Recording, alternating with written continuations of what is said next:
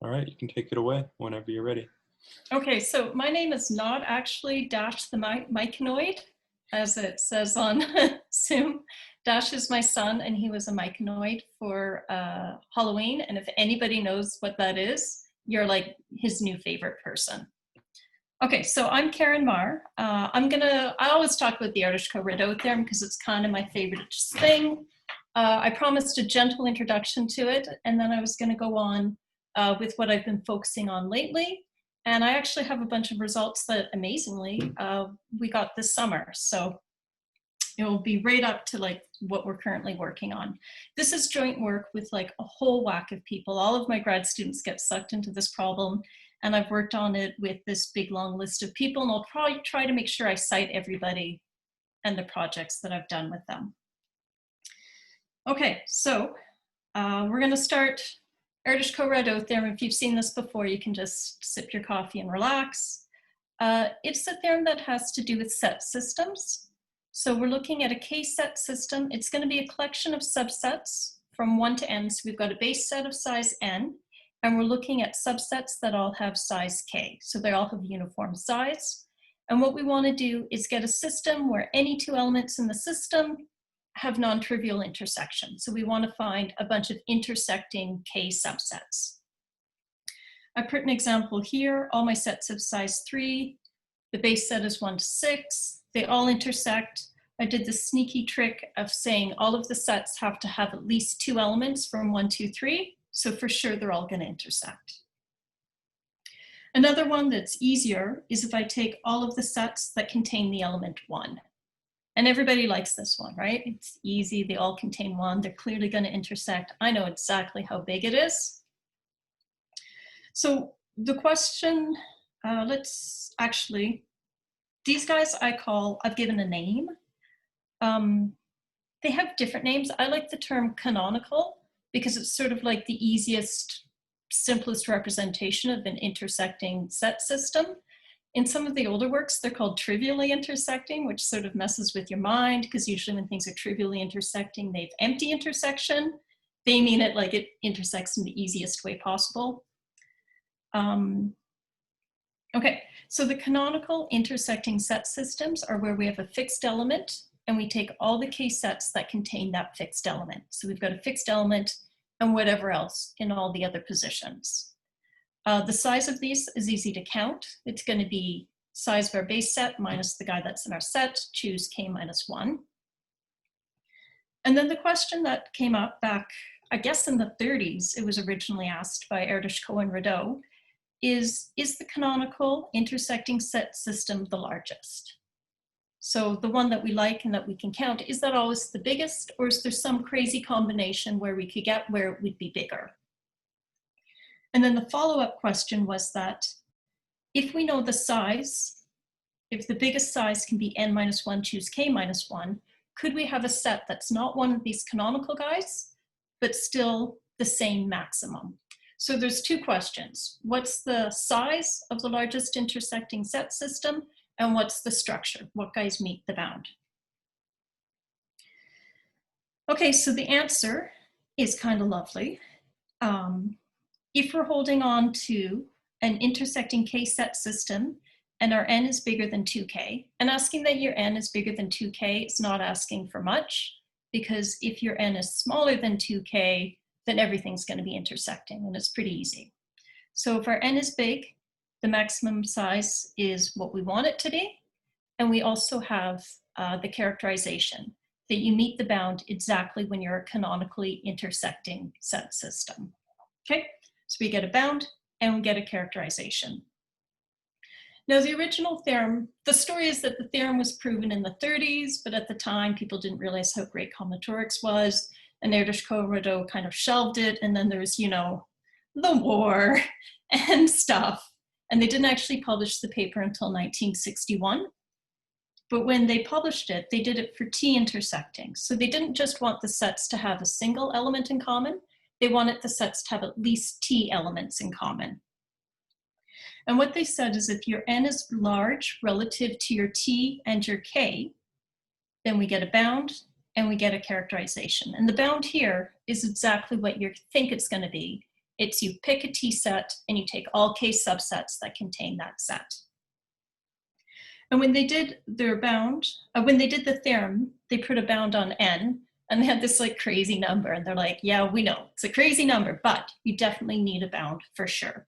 And it wasn't, I think, until, well, in the 70s, Frankel did a whole lot of work figuring out what the bound should be, but I think it wasn't totally proven for all cases until Wilson did it in like 84. But, you know, I don't really remember. Okay, there are many things about the Erdős-Ko-Rado theorem. There are lots and lots of different proofs of it, and it's like a game where you could like name how many different proofs of this theorem you know. I'm only going to put down the theorem that I like and the one that I tend to try to generalize. Now, the proof that I like uses a graph theory approach. So what we do is we define a graph. And the graph we're going to look at is called the Kneser graph. And the idea is that the vertices of this graph are the subsets, so the objects we care about. And we put the adjacencies are about the intersections. So we make two vertices to be adjacent if they're disjoint. So they're adjacent if they don't have the property that we're looking for. And what happens is that an independent set or a co-clique in our graph is exactly an intersecting set system. So we set up our graph so that we define the intersections. So if we find a giant pile of vertices that have no edges in between them, that's the object we want. So a set of vertices that have no edges in between them, I like to call that a co-clique. Some people like to call it an independent set or even a stable set, but I think we should all call it co-cliques now. Okay, so the Erdős-Ko-Rado theorem asks two things. What's the largest co-clique in the graph? So the size question, and then there's the characterization. What's the structure of the largest co-clique?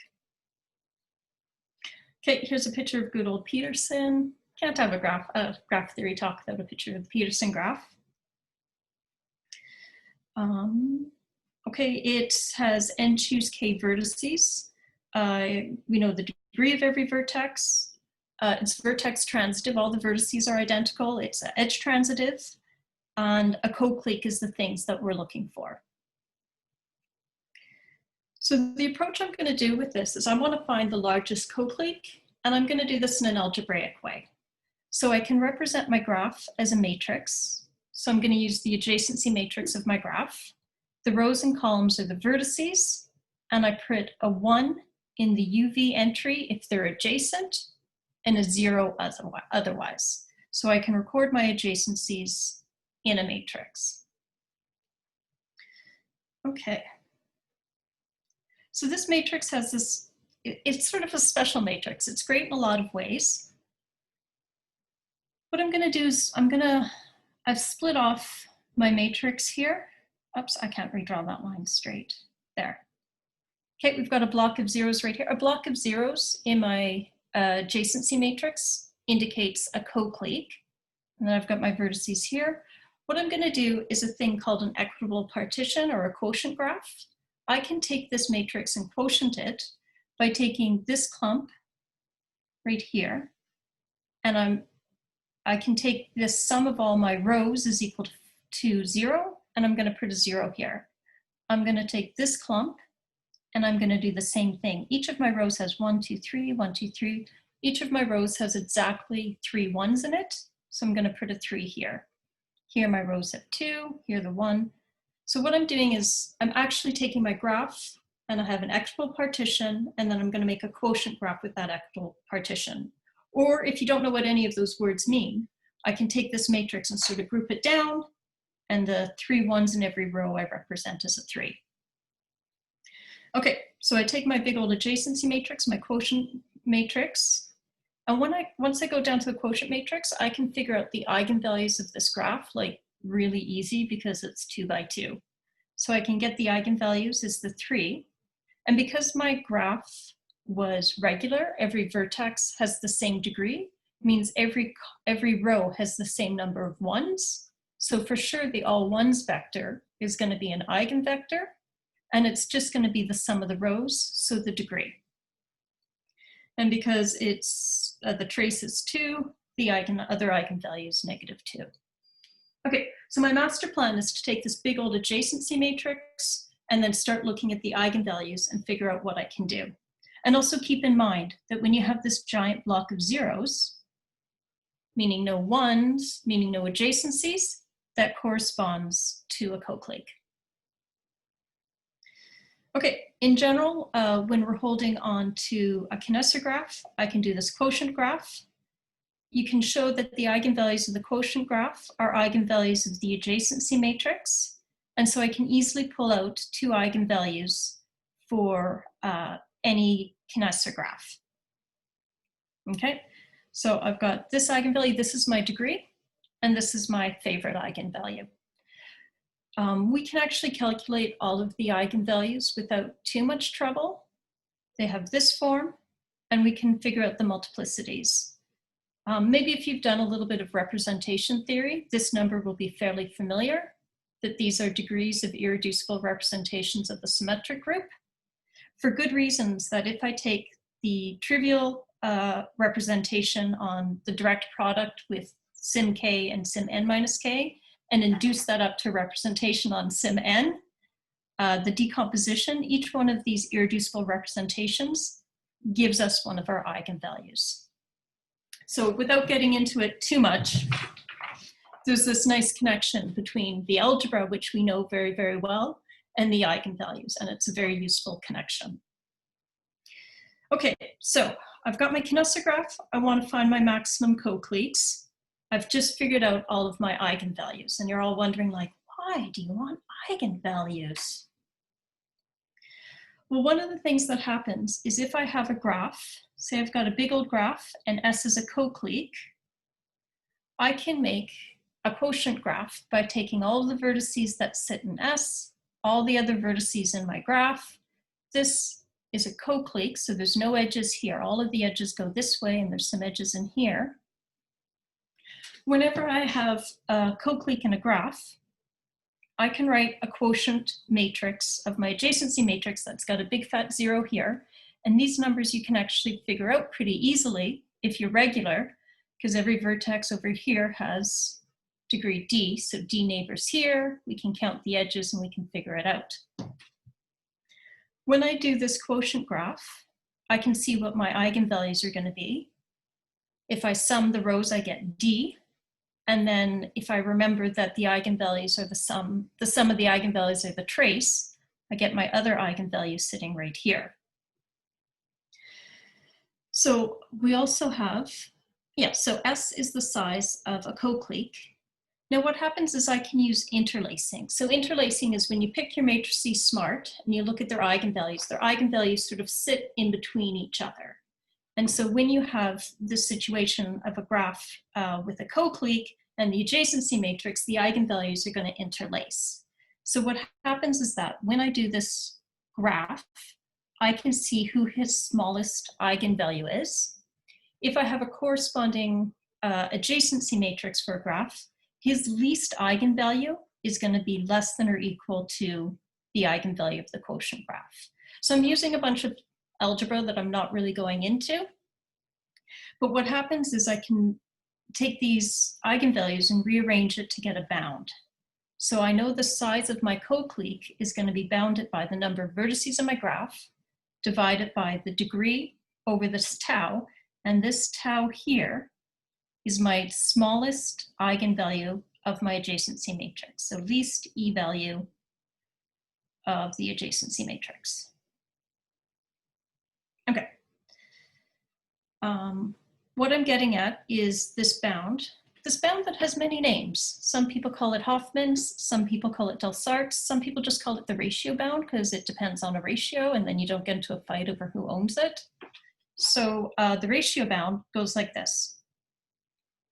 If we're holding on to a deregular graph, the size of the largest co-clique, so alpha of x is the size of your maximum co-clique, that's bounded by the number of vertices in your graph divided by 1 over d over tau.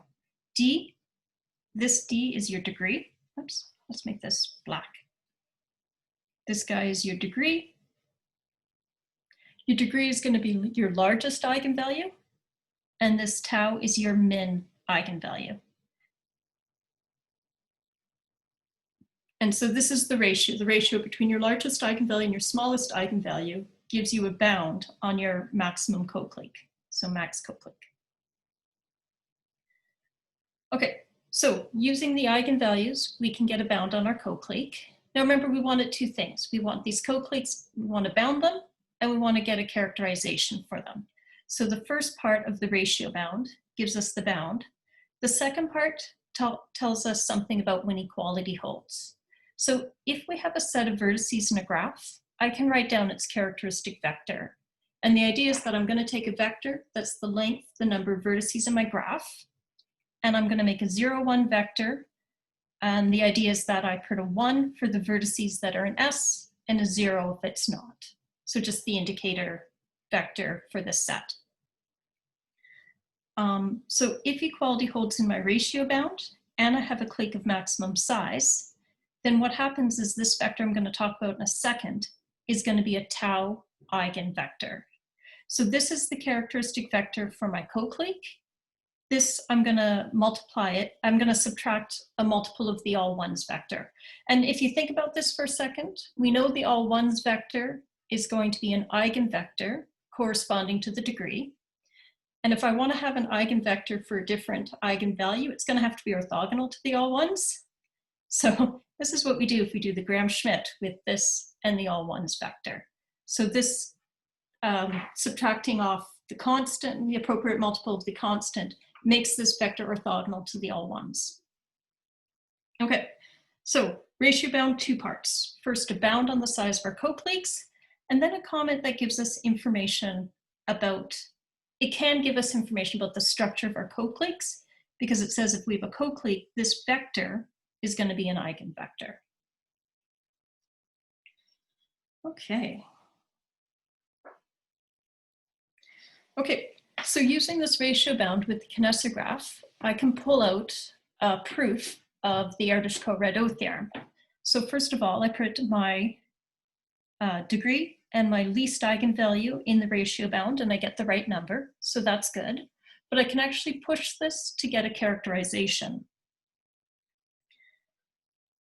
Okay, so if I let VI be the characteristic vectors of my canonical co-cliques, so the characteristic vector for all the sets that contain a fixed element. Oh, hang on, there we go. So VI is the characteristic vector for the canonical guys. Each of these guys are going to be eigenvectors. So I've got a big bunch of eigenvectors for free, and it's actually really easy to figure out the dimension of the span of them. It's totally easy. And then you'll see pretty quickly that these vectors span the two eigenspaces involved in the ratio bound. So this one is sort of silly, it's sort of annoying to keep bringing it up. It's the degree, it's eigenvectors exactly the all ones. So if I take VI and minus off the all ones, I'm just in the negative eigenspace. But if I don't want to bother minusing off the one, I have the two eigenspaces going. Not a big deal. What happens is that I quickly get the characteristic vector for any maximum co-clique is going to be an eigenvector. It's going to sit in this eigenspace. I have a basis for this eigenspace using these pretty little vectors. So any characteristic vector that's a maximum co-clique is going to be a linear combination of these VIs. And you can actually use that to get the exact characterization. You can show the only linear combinations that give a 0, 1 vector with the right weight is like these trivial linear combinations where you take one exactly. So the idea is to take these objects, encode them as a graph, look for your max co-cliques. Look for your max co-cliques by calculating your eigenvalues. Your eigenvalues give you your bound, and sometimes you can get enough information about the eigenvectors to say something about the structure. Okay, does that all make sense? I'm not going too fast. Okay, good, I see lots of heads nodding, that's excellent. Okay, Wilson's proof is kind of amazing. This was in 1984. He essentially did this proof for T intersecting sets, but it got a little bit harder when you're T intersecting because your eigenvalues don't work out quite right. What he had to do was use weighted adjacency matrices. So he was able to find, I don't know how, he amazingly found this matrix that was a weighted adjacency matrix that gave the right eigenvalues so that the ratio bound would work. So we'll mention these weighted guys again later, but it was very good work, very impressive. Okay, so that's my gentle, I hope, introduction to the Erdős-Ko-Rado theorem. Now I want to talk about more the problems I've been interested in lately. One of the things about the Erdős-Ko-Rado theorem is that it applies in a lot of different situations. So anytime you've got a pile of objects and some idea of intersection, you can always ask, what's the largest intersecting? And depending on how your intersection is defined, you can often define a trivial or a canonical intersecting and ask, are these canonical guys the largest? And there's, you know, a bit of a cottage industry of people proving these in different situations. And it's sort of surprising that there are lots of situations where it holds and sort of for similar reasons. Okay, what I'm interested in is intersecting permutations. So two permutations, I say they intersect if there's some element that they act on, so some I, where both permutations map that I to the same position. Moving the pi to the other side, sigma pi inverse will map I to I. So a permutation that doesn't have any fixed points, that's a derangement. So two permutations are intersecting exactly when one multiplied by the inverse of the other is not a derangement. Okay, so derangements don't fix any points. We want to have at least one fixed point. And you can picture where this is going to go, right? What's the largest set of intersecting permutations? What structure does it have? See, even displayed the questions. Okay, what's the size of the largest set? And then what's the structure? And again, I'm going to pull up my canonical. So these guys that are intersecting in the obvious way. If I take all the permutations that map 1 to 1, they're going to be intersecting. If I take all the permutations that map I to J, for sure they're intersecting. So I call these Sij, and they're my canonical ones. If I and J are equal, this Sij is just the stabilizer of the point I, and it's a subgroup, which is sort of nice, right? If I and J are not equal, then the Sij is the coset of the subgroup. Pretty obviously, the size of it is n minus 1 factorial. And I'm going to use this Vij to be the characteristic vector of the set. So characteristic vector, length, the size of your group, 1 if your element's in it, and 0 if you're not. Okay, so I'm going to just show you like the easiest bound ever. I took the elements in Sim 4. I picked my, oops, oh, that's not supposed to highlight that way. Hang on. I picked the group, the cycle, C4. Obviously, all of these guys are derangements, so no two of these guys are intersecting.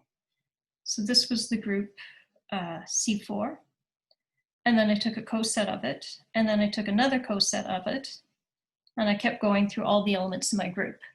So within a row here, no two guys are intersecting for sure. Okay, so the first row is a sharply transitive group. No two permutations intersect in any row. And so what I can see is that if I have a maximum intersecting set of permutations, at most I could have like one element from each row. So right away I can see if I have a maximum, a maximum intersecting set of permutations, I can't go any bigger than the 3 factorial. So does that make sense? Okay. Let's see. Yeah, and I could do this for any value of n, right? If I switch this out for n, I put the cycle on n elements, that generates a group, I partition it up into the different cosets. Any intersecting set will have at most one permutation from each of the cosets. Okay, so Deza and Frankel in the 70s, they noted that and they wrote it down. They're like, okay, yeah, for sure. Largest intersecting set of permutations. You can't go any better then n minus 1 factorial. Stabilizers of a set do it. But then they're left with the question about the characterization. Like, could there be intersecting sets of permutations with this size that are not the canonical ones? Seems like a reasonable question. I'll just like, oh, let's use an obnoxious color, huh? 1977. It took a little while before we figured it out. So they thought it was true that you couldn't, they thought the only sets that met the bound were the canonical intersecting permutations, and they're right. So if we have a set of permutations from sim n, we've got the bound, we meet the bound if and only if it's canonically intersecting. This was done by Cameron and Koo in 2003, so a long time after 1977. Their proof had aspects from the original Erdős-Ko-Rado proof, but also things from the Frankel and Deza. LaRose and Malvenuto also did a totally different proof around the same time, completely independent work, and they actually proved a slightly more general result. There's another proof that came out in 2007, which was a really great use of the clique-co-clique bound, and their paper is like, their paper wins the prize for being like only 3 pages long and really smart. And Chris Godsill and I did a paper, a proof of this using an algebraic method, like with the eigenvalues. And obviously this is the one I'm going to talk about more. Okay. So one of the things I've been thinking about is we can do this for any group. Anytime we have a permutation group, so a group and an action, we can start asking what's the largest set of intersecting permutations in that group, and what's the structure of the largest set of intersecting permutations. So people have started using the term EKR property. We say a group has the EKR property if the size of the largest set of intersecting permutations is the size of the largest stabilizer of a point. So it's sort of a mouthful to say, but this is basically saying we're EKR if the size of the largest intersecting is the size of a canonical one.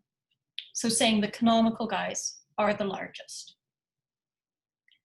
And then we say a group has the strict EKR property if we have the characterization.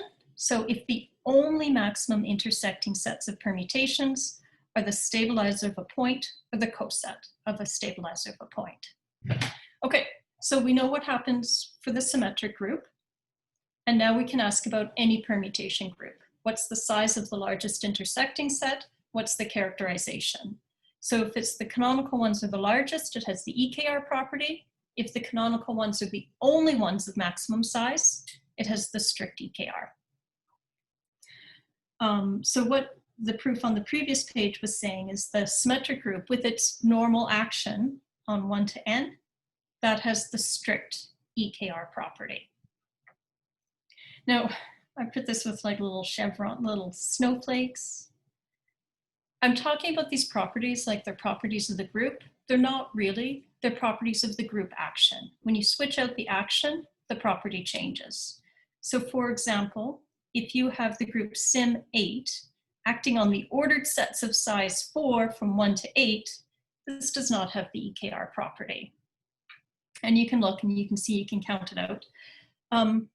This was sort of the example that Erdős-Ko-Rado gave in their paper in the 60s, saying why you need that lower bound on the n.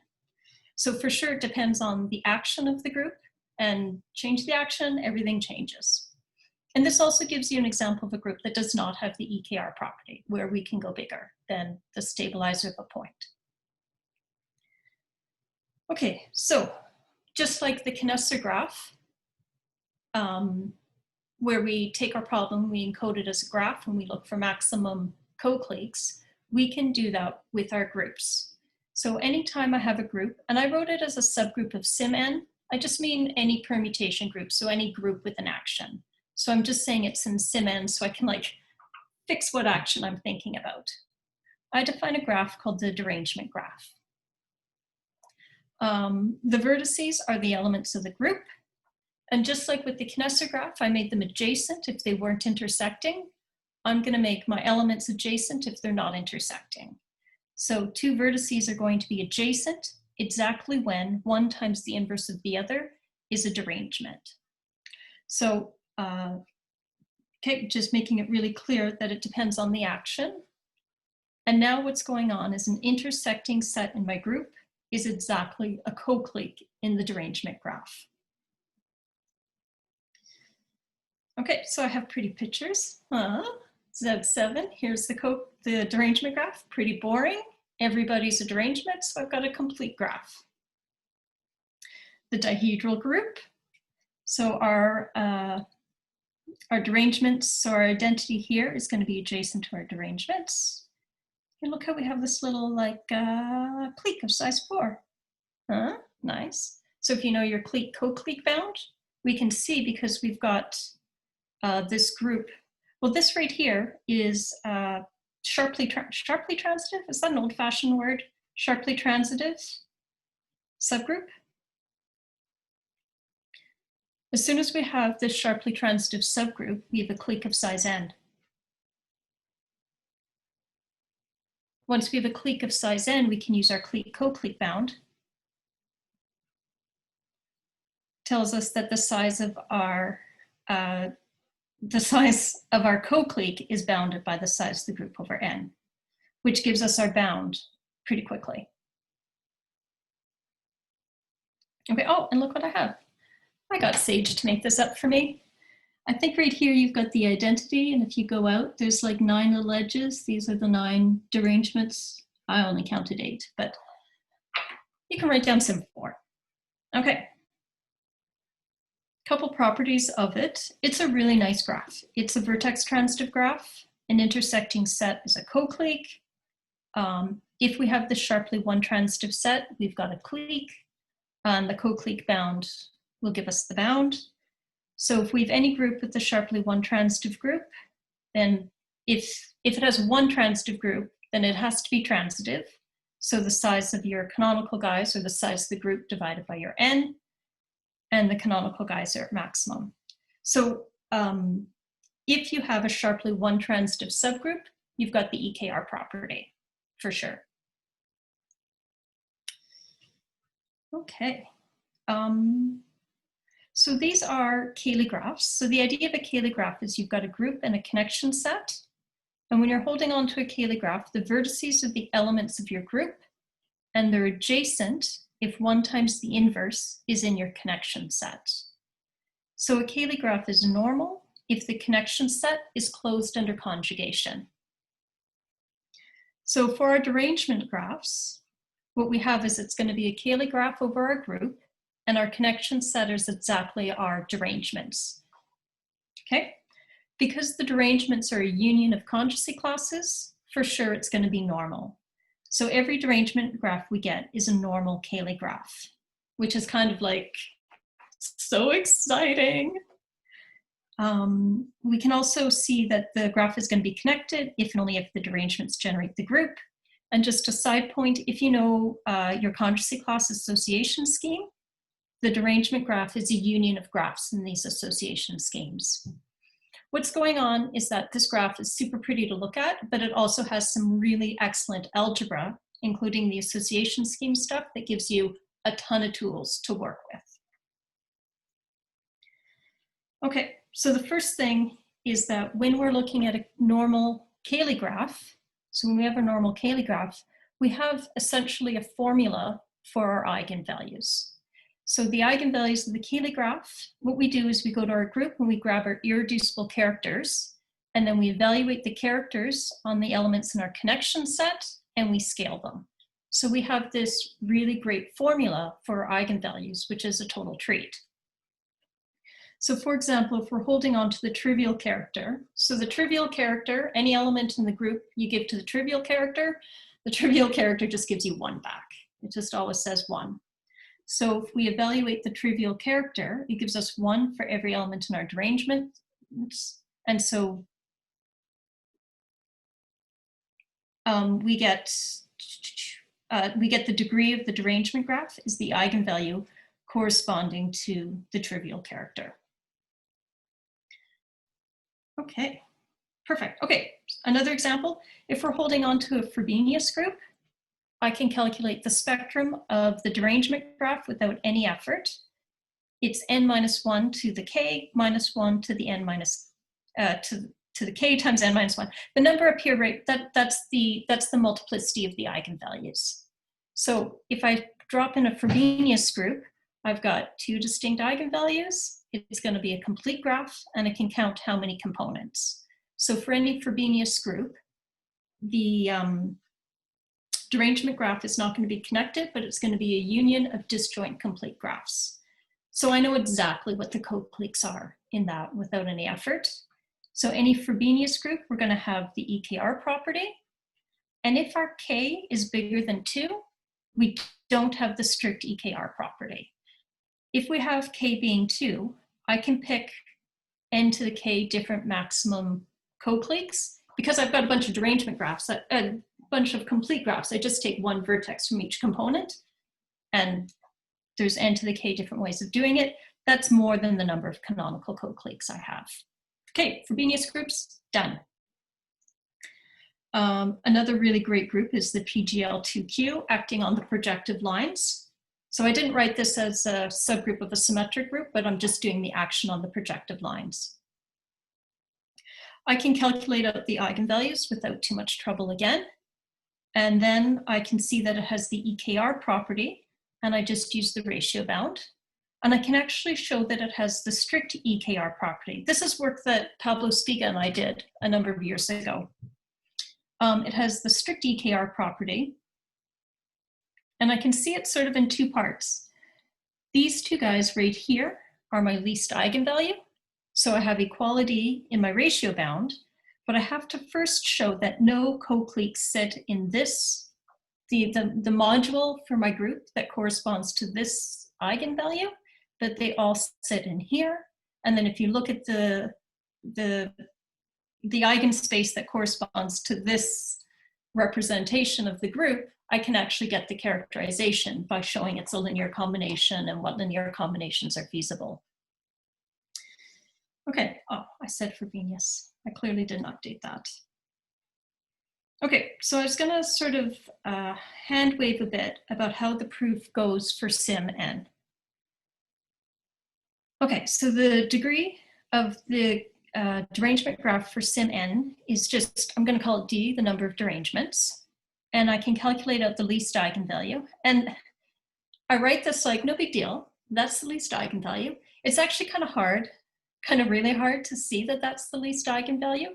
Like if you do group theory and you're talking about the symmetric group, the characters of the symmetric group are totally understood, but they grow with n, right? The number of them is the number of conjugacy classes. As you pick a larger n, you get more and more. And like, I need to know what the least eigenvalue is, but I can't calculate all of them because there's more every time your n grows. So showing that this is the least eigenvalue was sort of the hardest part of the proof here. And Chris and I did a proof. When we did it, we found a workaround. And then somebody wrote like this 25-page paper saying that this is the least. And then I think it was David Ellis wrote a paper saying, you guys are being silly. There's some fairly basic linear algebra that will prove that this guy's the least. Anyways, once we have the least, drop it into the ratio bound, the number falls out. So we know the ratio bound holds with equality. So if we're holding on to a maximum co-clique, we know we're going to be an eigenvector. And then we follow the same thing that we did for the Kneser graph, where if we have the characteristic vectors for our canonical things, they span the all ones vector and the eigenspace. So our characteristic vectors for our canonical things span the eigenspaces for the 2 eigenvalues that are in play here. So what we get is the characteristic vector of any maximum co-clique is going to be a linear combination of these vectors. So I can write down these vectors and look at what linear combinations give me a 0, 1 vector with exactly the right number of ones. And with a little bit of work, you can see the only linear combination that works is if you take one of these Vij's exactly. Okay, so using the ratio bound, we can get the bound and the characterization. Okay, so the master plan was apply this to other groups and what's going to happen. And of course, the nice thing to pick are the two transitive subgroups. When we're holding on to the two transitive subgroups, we can look at our permutation character. That's the character that takes a group element and tells you how many fixed points it has. I'm going to take that character and subtract off the trivial representation, the trivial character. So I'm holding on to a character that takes the fixed points, minuses 1. And this is the magic. Your group is going to be transitive if and only if it's irreducible. And if you just look at the inner product and you use Burnside's lemma, you'll get that right away. So now I've got a really great irreducible representation, because if I calculate the eigenvalue corresponding to that irreducible representation, I get this super pretty number right here. This is the magic number that if you drop it into the ratio bound, you get exactly the number you are hoping for. Okay, so two transitive groups are really great candidates because they've got a really good representation that gives me exactly the eigenvalue I want. Okay, so if we're holding on to a two transitive group, if, and this is a big fat if because it's not always true, but if the eigenvalue we get from that nice irreducible representation is the least, then we've got that the largest intersecting sets have the size we're hoping for. And we can just get it straight up from the ratio bound. If our favorite irreducible representation is the only one that gives us this eigenvalue, then we know the characteristic vector of any maximum co-clique is in I'm saying the permutation module. It's in an eigenspace that we can deal with. So there's kind of two things that could go wrong. We could have an eigenvalue that's smaller, and that can be confusing, or we could have a different irreducible representation give us the same eigenvalue, and then it's harder to get the characterization. Okay, but we sort of have some machinery and a method on how to approach the two transitive groups. So I broke this down into like the stages of how things work. First, we want to get a bound on the size of the co-cliques. If we have a sharply transitive group, the co-clique bound will give it to us. If we don't, we can use the ratio bound and hope that the character that we like gives us the least eigenvalue. If that doesn't work, we still have this backup plan of following Wilson and finding a weighted adjacency matrix, and that can work too. So the next step is we want to show that the characteristic vector for a maximum co-clique is a linear combination of our canonical guys. That's sort of what we want to have happen. If we have our least eigenvalue and there's only one representation that gives it to us, then we're going to be good. Or we can sometimes use other tricks to show the characteristic vector for a maximum co-clique is in the right, I'm calling it a module. It's technically a module, but I haven't really defined that properly. So maybe just think of like an eigenspace, which is a little bit vague, but okay. And then the last bit, okay, so this step is I want to show that my maximum co-cliques is a linear combination of my favorite ones.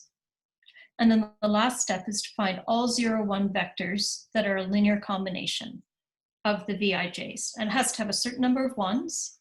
And sometimes this can be reduced down to just showing a matrix has full rank when we're lucky. And sometimes it reduces to finding a kernel of a matrix and we can build things up. Okay. When you break it down to these 3 steps, each step sort of corresponds to a different sort of property. So this first step gives us the size. The second step tells us something about the structure. And the last part gives us the total characterization. We can break those up into 3 different types of EKR properties. So this is the one we saw before. A group has the EKR property if the largest intersecting sets are the size of the canonical objects. And we saw the strict. And the strict EKR property is when we know exactly what the characterization is. It's only the canonical cliques are the maximum size. But there's this new one that's in the middle, the EKR module property. It's a stupid name and I apologize for it, but it's if the characteristic vector of any maximum intersecting set is in a specific module, And this module is spanned by the characteristic vectors of the canonical co-cliques. So the EKR module property says that if I have a maximum co-clique, its characteristic vector is a linear combination of my canonical ones. And so it's sort of an in-between property. Okay, so it's 1:20. You guys probably want me to finish relatively soon, right? You're like, oh yes, make it stop. Or maybe you're all just checking election news. Okay, I'm gonna jump to some of the big results without really going into it. Pablo Spiga and Tiep and I proved whenever you have a two transitive group, it has the EKR property. That's the size. And so that was pretty nice. We did a couple of reductions, and it actually came down to going through your list of your two transitive groups and checking each one. And I've got a beautiful color-coded table that explains how we did it, but you'll have to go to another talk for that one. I have a summary of what's sort of known about your two transitive groups. So the symmetric group has the strict. PGL has the strict if n is equal to 2. If our n is bigger than 2, we start having other subgroups that are the same size as the stabilizer of a point.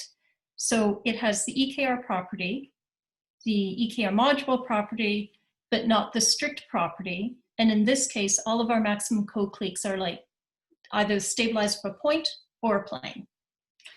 PSL has the strict, AGL has the strict, and the Matthew groups have the strict. PSL on 11, it's some weird action it has, and AL7 do not. So not all two transitive groups have the strict EKR property. Okay, so the most recent result that I think I'll get to today is Peterson and I recently showed that all two transitive groups have the EKR module property. So we know that we can get the size, and we can get sort of a bit of a structure thing saying that it's a linear combination, but we can have different linear combinations of these. We can have linear combinations of the canonical ones that give us non-canonical intersecting sets of maximum size. Okay, I should probably stop there. I do have open problems, but maybe I'll leave those because there's many more slides of such exciting stuff that I don't even want to show you because you'll be so jealous. Okay, maybe everyone could unmute themselves and clap for Karen, please.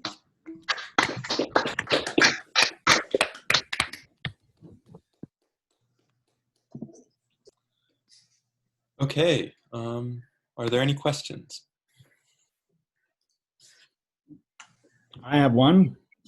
Hey, Luis, what's up? Good. I have a question. So you showed that there's a two transitive group that does not have the EKR property, but it does have the EKR module property, right? All the two transitive groups have the EKR property, so the bound. Yeah. But they don't have the strict. Oh, sorry, but they don't have the strict. So, but they do have the EKR module property, right? Yes. So I'm curious as to why these groups have the EKR module property, but not the EKR property. And one obvious answer is that maybe there is no integer combination of those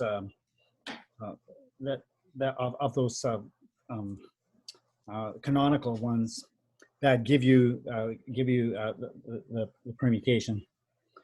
So is that so? That would be saying like something there's no integer. I'm looking at the lattice or the set of integer combinations of these canonical vectors.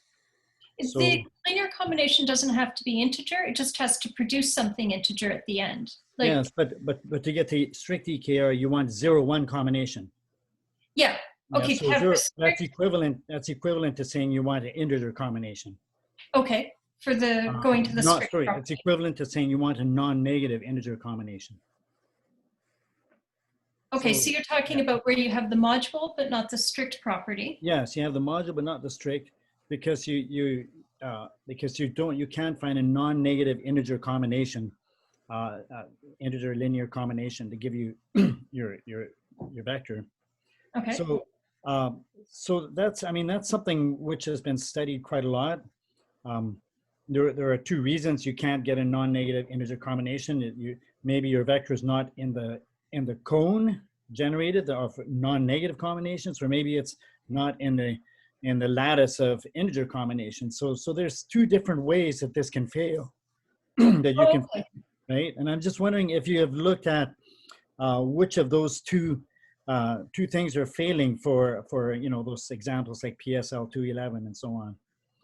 Like, why is it that you have something in the that's in the span, but it's not in the integer cone? There's two reasons. It's either not in the cone or not in the lattice. So I wonder what's failing for those two. So there might be even finer ways that you can find out what's going wrong.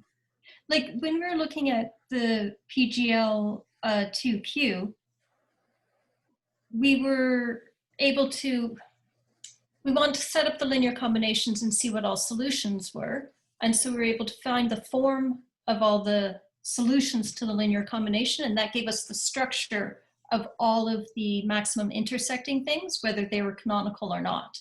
So we were more looking for what did give us a solution than why didn't we have one. Right. Just a funny comment that I wish I had gotten time to get to is we have the three properties. We've got the size, that you're sitting in a module, and when you've got the characterization, there are groups that have the module property, but not the EKR property. I don't know.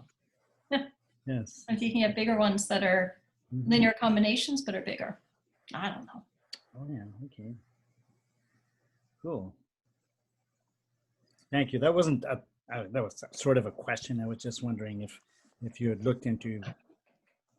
Not so much the why of it. So Karen, do you have a slide with your open questions on it? I do, of course I do. Maybe you could tell us the one that you'd most like to have answered. Oh, golly. Okay, you know what? One that I can get to, that I think I've got everything explained. When I'm looking at my two transitive groups, we know the EKR property holds, so the size. We know we're sitting in this module, so we know we're a linear combination. All the examples that I have where it's not the strict, where there's like a second family of intersecting, that second family is still a group. So our elements are, if we take all of our maximum co-cliques, they're either a group, a coset of the group, and the two groups are not conjugate, but they're isomorphic. Mm-hmm. And I feel like that's doable, like proving that you're always going to have the maximum will always be a subgroup, maybe, I don't know. Like all the examples, they're a subgroup of a coset, but like why? That seems ridiculous. Great. Oh, and the other thing is looking at one transitive groups and seeing what we can do with that group. Like when can we make an eigenvalue argument for one transitive? Because, well, we have some of the same ingredients, but things don't work quite the same.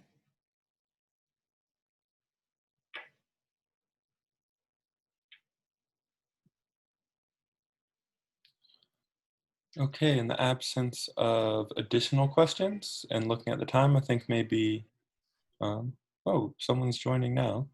Okay, we should end this portion of the talk, so maybe everyone could unmute themselves and clap for Karen one more time. Thanks for coming out. I know it's hard to come out to Zoom stuff. Everyone's sort of like all zoomed out, so it's nice to see so many people.